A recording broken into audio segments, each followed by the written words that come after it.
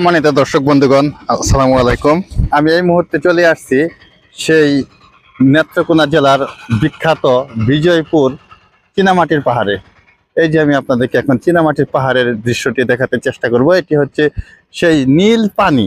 এখন পর্যাপ্ত পরিমাণে রৌদ্র থাকায় পানিটাকে একদম নীল বোঝা যাচ্ছে না, কিন্তু এটি হচ্ছে সেই নীল পানির যেই এখানে যে হ্রদ রয়েছে বা লেক রয়েছে সেটি। আর এই যে দেখতে পাচ্ছেন, এটি সাদামাটির পাহাড় বা চীনামাটির পাহাড় যে যেটা বলে। এই যে দেখতে পাচ্ছেন, আমি একদম চীনামাটির ইতে আছি। বিশাল শক্ত এটা, এটা কিন্তু আসলে খুবই শক্ত। আমি আপনাদেরকে পানিতে নেমে দেখাচ্ছি। এই যে দেখতে পাচ্ছেন, খুবই স্বচ্ছ পানি এখানে। এই যে দেখতে পাচ্ছেন, এই যে এই যে আমি পা দিয়ে পানি নাড়াচাড়া করছি, কিন্তু পানির নিচে থেকে